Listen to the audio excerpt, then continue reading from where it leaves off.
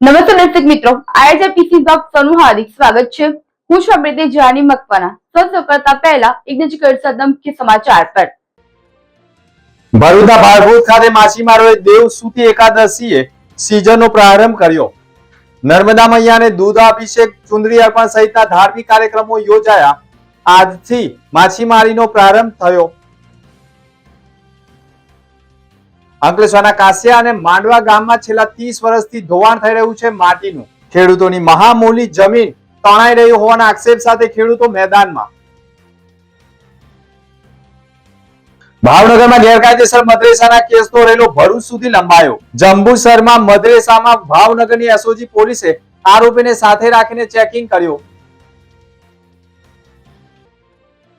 આમોદ જંબુસરના ધારાસભ્ય ડી.કે.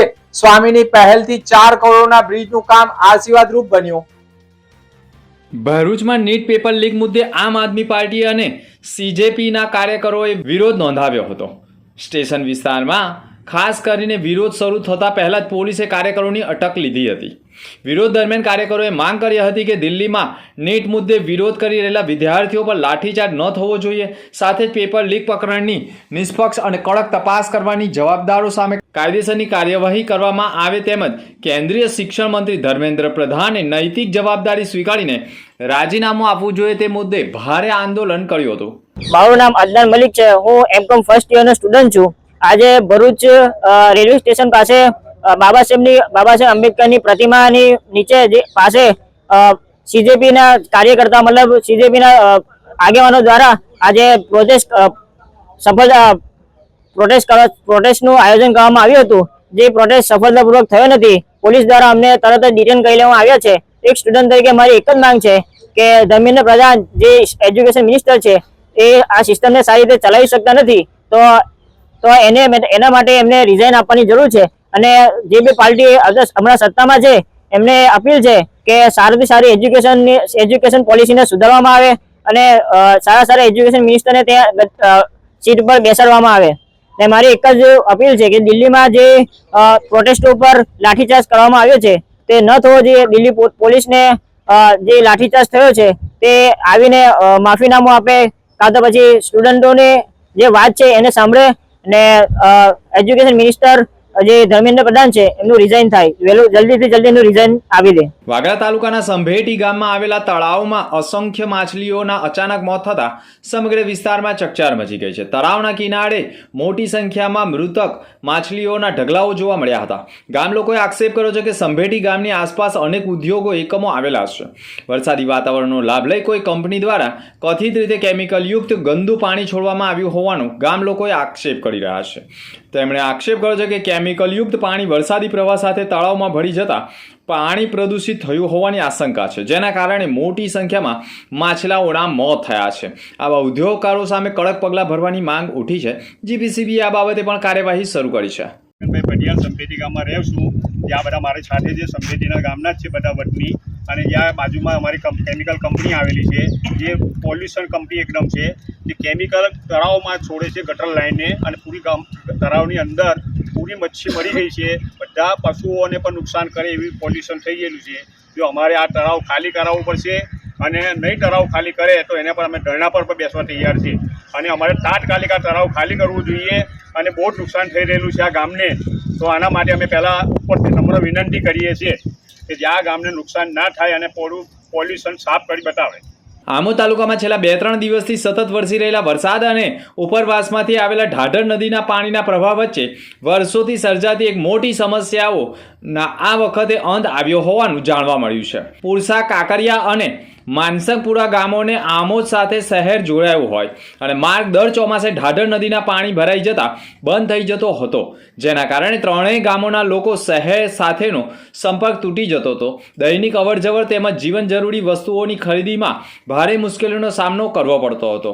ખાસ કરીને કાકરિયા ગામ નજીક આવેલી ITI કોલેજના અભ્યાસ કરતા વિદ્યાર્થીઓ માટે પણ આ માર્ગ જીવાદોરી સમાન હતો। વરસાદી દિવસોમાં રસ્તો બંધ થઈ જતો હતો, વિદ્યાર્થીઓ સમયસર કોલેજ પહોંચી શકતા નહોતા, જેના કારણે તેમના અભ્યાસ પર મોટી અસર થતી હતી. આ વાતને ગંભીરતાથી લઈ આમોદ જંબુસર વિધાનસભાના ધારાસભ્ય ડી.કે. સ્વામી દ્વારા પણ રાજ્ય સરકાર સમક્ષ સતત રજૂઆતો કરવામાં આવી હતી. તેના પરિણામે આશરે 4 કરોડના ખર્ચે આ માર્ગ પર મજબૂત બ્રિજનું નિર્માણ કરવામાં આવ્યું. આ ચોમાસામાં ભારે વરસાદ અને ઉપરવાસના પાણી છતાં માર્ગ ઉપર પાણી ભરાયા નહીં અને વાહન વ્યવહાર યથાવત રહ્યો હતો. આમોદ તાલુકાના બુવા ગામેથી પસાર થતી ભૂખી ખાડીમાં ભારે વરસાદ બાદ પાણીનો પ્રવાહ વધતા ખાડી ઓવરફ્લો થઈ રહી હતી. પરિસ્થિતિને ગંભીર બનતા જોઈને તંત્રે પણ સમયસર અને સચોટ નિર્ણય લઈ 2 વ્હીલર અને 4 વ્હીલર સહિતના વાહનોને રસ્તો સંપૂર્ણ બંધ કરી દેવાયો હતો. સ્થળ ઉપર પોલીસ બંદોબસ્ત ગોઠવી દેવી લોકોને જોખમ ન લેવા માટે અપીલ કરવામાં આવી હતી.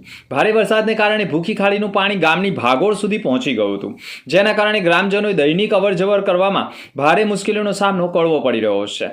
ગામનું બસ સ્ટોપ પણ પાણીમાં ગરકાવ થતા મુસાફરોને ભારે હાલાકી ભોગવવી પડી હતી. તંત્ર દ્વારા સમયસર કરાયેલી કામગીરીના કારણે કોઈ જાનહાનિ કે દુર્ઘટના સર્જાઈ નથી. હાલ પરિસ્થિતિ નિયંત્રણમાં હોવાનું જાણવા મળ્યું છે. દિલ્હીના જંતર મંતરના પડઘા હવે કરજણમાં પણ પડ્યા હોવાના દ્રશ્યો સામે આવ્યા છે.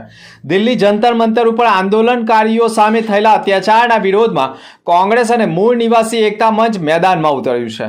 તાલુકા શહેર કોંગ્રેસ દ્વારા ગાંધી ચોક ખાતે વિદ્યાર્થીઓના સમર્થનમાં ધરણા પ્રદર્શન યોજાયા હતા. વિવિધ બેનરો સાથે કોંગ્રેસ કાર્યકર્તાઓએ પણ પ્રોટેસ્ટમાં થયેલા અત્યાચારોનો વિરોધ કર્યો હતો. હાથમાં બેનરો સાથે ભારે સૂત્રોચ્ચાર સાથે કોંગ્રેસ વિરોધ કરી રહી છે. વિરોધ કરતા કાર્યકરોની પોલીસે ટીંગા ટોળી કરીને પણ અટકાયત કરી હતી. 15 જેટલા કાર્યકરોની અટકાયત કરી હોવાના અહેવાલો મળ્યા છે. તો બીજી તરફ આંબેડકર પ્રતિમા પાસે મૂળ નિવાસી એકતા મંચ અને વકીલોએ પણ વિરોધ દર્શાવ્યો હતો.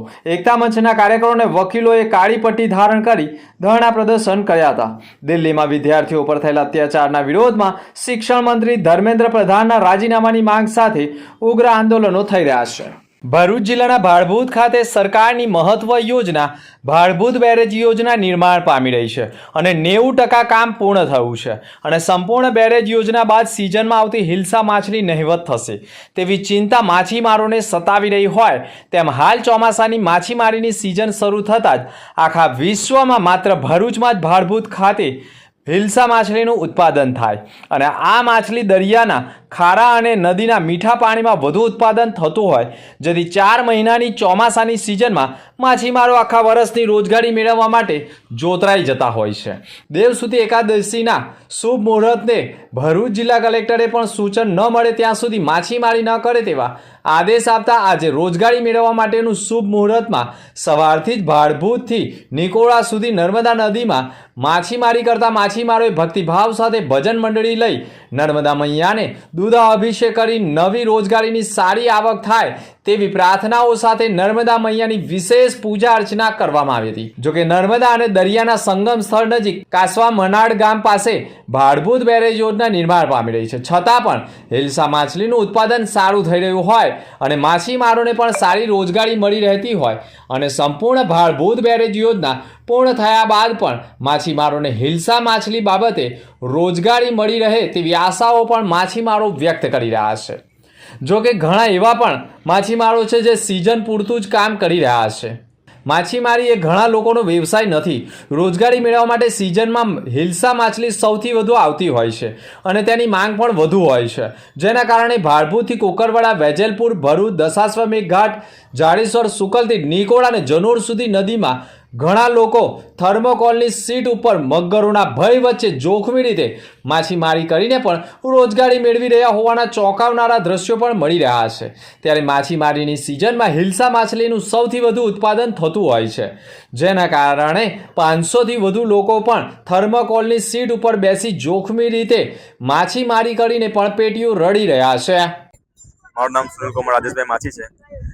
બારબુટ ગામ ખાતે સરપંચ તરીકે ફરજ બજાવું છું. આજ રોજ દેવસઈની એકાદશી એટલે કે જે માછીમારની સિઝનનો પ્રારંભ થાય છે, આજે આપણે માછીમાર સમાજ ભરૂચ તથા બારબુટના માછીમાર સમાજના લોકો નર્મદા નદીને જે આપણે માતા માનીએ છીએ એને પૂજા અર્ચન કરી અને દૂધાભિષેક કરીને ચુંદડી ઓઢાડી અને આજે માછીમાર સિઝનનો પ્રારંભ કરતા હોય છે. જે આ માછીમારી સિઝન અમારા વર્ષોની આખી જે પૂંજી છે એ ભેગી કરી આપતી હોય 3-4 મહિનાની સિઝન, એનું આજે પૂજન કરીને આપણે આરંભ કરીએ છીએ. એના આગલા દિવસે એક ભજન રાખવામાં આવે છે અને ભજન રાખી અને બીજા દિવસે આપણે સવારે ચુંદડી ઓઢાડી અને દૂધાભિષેક કરી અને આપણે આ સિઝનનો પ્રારંભ કરીએ છીએ.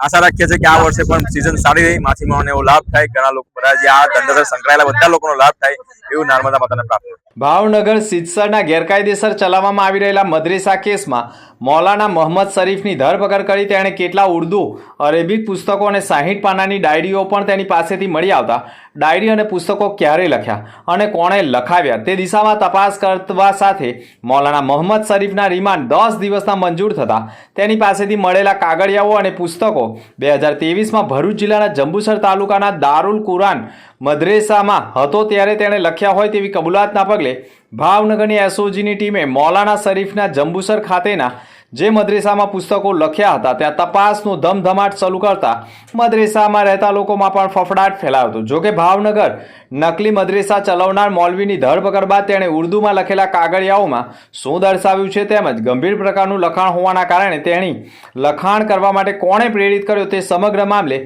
ભાવનગરની એસઓજીની ટીમ તપાસ કરી રહી છે. જોકે ગુજરાતમાં એટીએસે પણ ખાસ કરીને આતંકવાદીઓની પ્રવૃત્તિઓ સાથે સંકળાયેલાઓનું એક અઠવાડિયા પહેલા જ પર્દાફાશ કર્યો છે, જેમાં ભરૂચ પણ બાકી રહ્યું નથી. ભરૂચમાં પણ પશ્ચિમ વિસ્તારમાં એસપી કચેરીની સામે આવેલા માટલીવાળા દારૂલ ઉલમમાંથી આતંકી પ્રવૃત્તિ સાથે સંકળાયેલા 2 યુવકોની ધરપકડ કરવામાં આવી હતી. ત્યારે હવે ભરૂચની એલસીબી અને એસઓજી પોલીસે પણ મદ્રેસાઓમાં પણ ચેકિંગ કરવાની જરૂર સ્પષ્ટ દેખાઈ રહી છે. ઉપરવાસમાં પડેલા અતિભારે વરસાદ અને નદીના વહેણને કારણે ખેડૂતોની ફળદ્રુપ જમીનનું સતત ધોવાણ થઈ રહ્યું છે. અત્યાર સુધીમાં 1000 એકરથી વધુ જમીન પાણીમાં વહી ગઈ છે અને તાજેતરમાં જ વધુ 50 વીઘા જમીનનું ધોવાણ થતાં 100 થી 200 ખેડૂતો રોજી રોટી વગરના બનવાની આડે આવીને ઊભા રહ્યા છે. અધિકારીઓ અને નેતાઓ આવે છે ત્યારે આશ્વાસન આપે છે અને જતા રહે છે, પણ હવે કાસિયા ગામના ખેડૂતોએ પણ તંત્ર સામે આરપારની લડાઈનું બ્યુગલ ફૂંક્યું છે. કાસિયા ગામના સ્થાનિક અંકુરભાઈ વસાવા અને ગામના અગ્રણીઓએ પણ ખેડૂતો આજે પોતાના અસ્તિત્વની લડાઈ લડી રહ્યા છે. 35 વર્ષથી વધુ સમયથી કાસિયા અને માંડવા ગામના 100 થી 200 ખેડૂતોની જમીન નદીમાં પાણીમાં ધોવાઈ ગઈ છે. ચોમાસામાં ઉપરવાસમાં પડેલા વરસાદને કારણે તાજેતરમાં જ વધુ 50 વીઘા જમીન નદીના વહેણમાં તણાઈ ગઈ છે. હું નામે વિનોદભાઈ વસાવા, જૂના કાશિયા, તાલુકા અંકલેશ્વર, જિલ્લા ભરૂચ. હું હાલમાં જૂના કાંસિયાથી અમારા ખેતરમાં અમારી વાડીમાં ઊભો છું. હાલમાં જે વરસાદ પડ્યો એમાં 4 જ કલાકમાં અમારા 18 આંબા જતા રહ્યા, કમરક જતા રહ્યા. હવે સરકાર કહે કે એનું વળતર આપીશું. શું વળતર આપશે મને? તે હું કહું કે અમારે આ ખાડી જે વેન તમે જે અસર હતું તે બનાવી આપો. અને ઘડી ઘડી આવે છે અને કહી જાય છે કે આ વર્ષે થઈ જશે, આ વર્ષે દિલાસો આપીને થાય છે, પણ કાળે જ થશે. આ વર્ષે પણ કીધું છું કે આ વર્ષે ચોક્કસ તમારું કામ થઈ જશે. હવે અમે જ આશાએ બેઠા હતા કે આ વખતે ચોક્કસ કામ થઈ જશે અને નહીં થાય તેની ગેરંટી શું. વહેલી તકે સરકાર આ કામ કરે. આ લોકો ઉપર સુધી પહોંચતા જ નથી. ગાંધીનગર જાઓ, ગુજરાત મંત્રી પાસે જાઓ, મુખ્યમંત્રી પાસે જાઓ, તેથી કામ કરાવો. કામ કેમ ના કરે બતાવો એમને બધું. ખેડૂતોનો આક્ષેપ રહ્યો છે કે વર્ષોથી નેતાઓ અને અધિકારીઓ માત્ર સ્થળ ઉપર તપાસ કરીને આશ્વાસન આપીને ફોટા જ પડાવતા હોય છે અને રેવડી વહેંચી જતા હોય છે. હાલમાં ધારાસભ્ય રમેશ મિસ્ત્રીએ પણ પુણેની સંસ્થાને સર્વેનું કામ સોંપ્યું હોવાનું અને મંજૂરી મળ્યા બાદ કામ શરૂ થવાનું આશ્વાસન આપ્યું છે, પરંતુ ખેડૂતોનું કહેવું છે કે આશ્વાસન નહીં પણ કાગળ પર નહીં પરંતુ જમીન પર કામ શરૂ થવું જોઈએ. પોતાની હકની જમીન અને રોજીરોટી બચાવવા માટે કાસિયા માંડવા ગામના ખેડૂતો હવે આરપારના મૂળમાં આવી ગયા છે.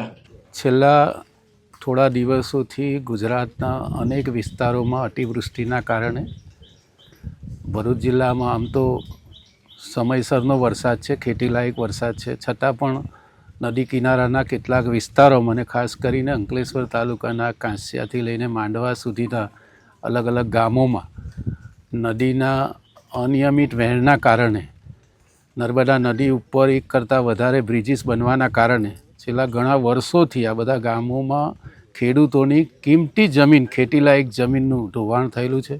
ખાસ કરીને કાંસિયા અને માંડવામાં બહુ મોટા પાયે મોટી સંખ્યામાં લગભગ 200થી પણ વધારે ખેડૂતોની અગત્યની ખૂબ જ જેને કહેવાય સોના જેવી જમીન એ ધોવાણમાં જઈ રહી છે. આખું ગામ એના કારણે ચિંતિત છે. ભૂતકાળમાં કલેક્ટર સાહેબથી લઈને રાજ્ય સરકાર સુધી અનેકવાર આ નદીનો પ્રવાહ જે અમરાવતી નદી ઉપરથી પહેલાં નર્મદામાં જતો હતો એ જ પ્રમાણે નિયમિત કરવા માટે એક ગેબિયન વોલની માંગણી સરકાર પાસે કરવામાં આવી છે.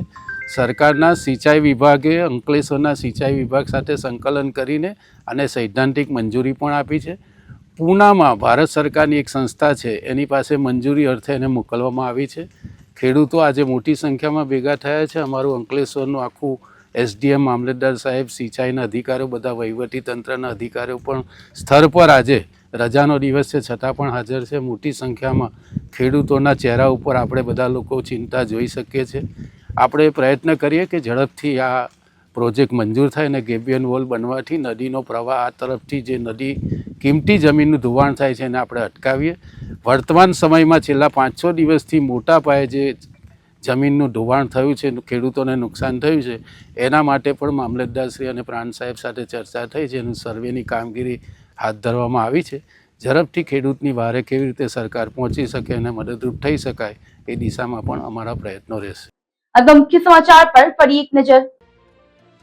ભરૂચના ભાડભૂત ખાતે માછીમારોએ દેવ સુતી એકાદશીએ સિઝનનો પ્રારંભ કર્યો. નર્મદા મૈયાને દૂધાભિષેક, ચુંદડી અર્પણ સહિતના ધાર્મિક કાર્યક્રમો યોજાયા. આજથી માછીમારીનો પ્રારંભ થયો. અંકલેશ્વરના કાસિયા અને માંડવા ગામમાં છેલ્લા 30 વર્ષથી ધોવાણ થઈ રહ્યું છે માટીનું. ખેડૂતોની મહામૂલી જમીન તણાઈ રહી હોવાના આક્ષેપ સાથે ખેડૂતો મેદાનમાં.